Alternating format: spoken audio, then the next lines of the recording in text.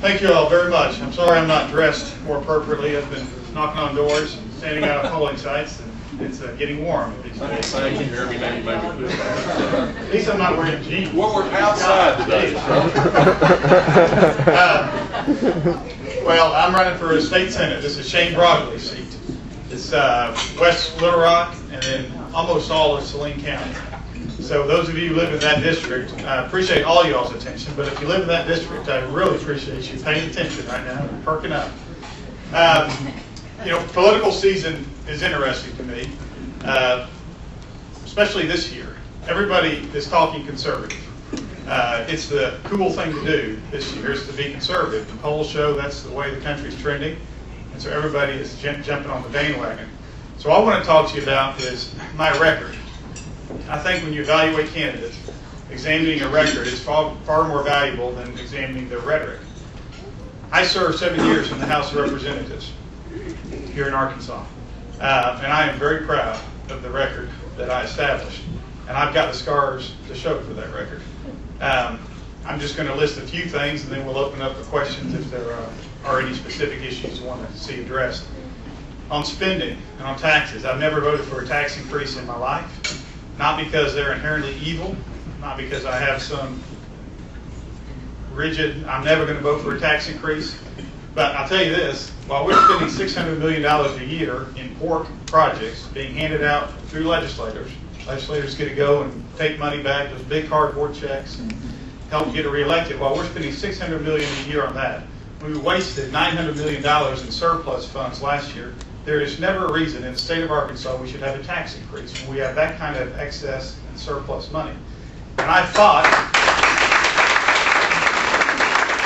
not only did I not supporting taxes, I fought to end that general improvement fund, that pork money. As a matter of fact, me and a few other Republicans and a few very brave conservative Democrats shut down the session in 2003.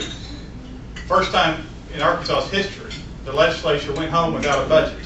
And we did that and shut them down. Now, what's sad is they came back a couple weeks later and ended up passing it. But it took a lot of courage to stand up, and we got just ridiculed in the press by the Democrat Gazette, called us irresponsible and everything else. But it was the right thing to do. When the Speaker of the House tried to sneak $2 million through a Land Commissioner's budget, this $2 million was for the Capitol Hill apartments. Now, the Land Commissioner has nothing to do with the Capitol Hill apartments, but nobody ever looked at the Land Commissioner's budget. That's why he chose that particular budget.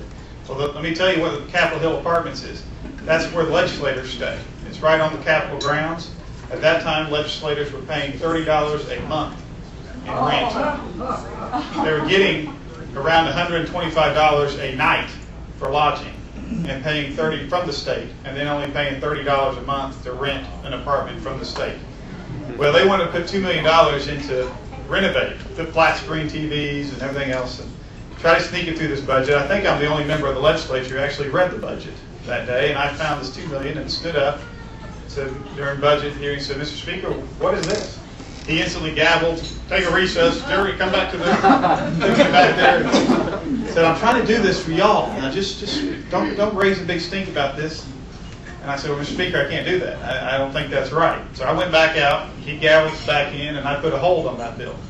And ended up raising the rent for those. Now, I didn't make myself very popular among my colleagues, but we raised that rent to $300, which is still subsidized.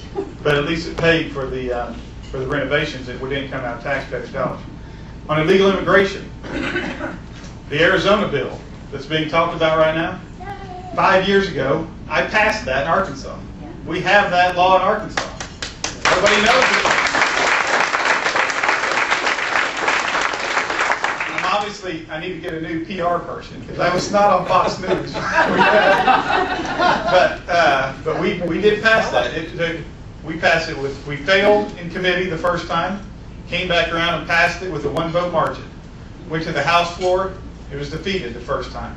Came back, 1-vote margin in the House, we passed it. Went to the Senate committee, 1-vote margin in Senate committee, and on the floor of the Senate, 1-vote margin. It's as close a vote as you can ever have and still pass the bill. It was the toughest piece of legislation I've ever worked on. It's very controversial, but we passed it. Now, only a few sheriff's offices had implemented it. Yeah. And I'd ask all of you to go back home and tell your sheriff to implement it.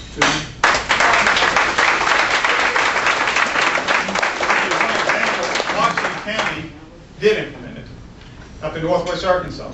There's a family up there, owns a bunch of Mexican restaurants.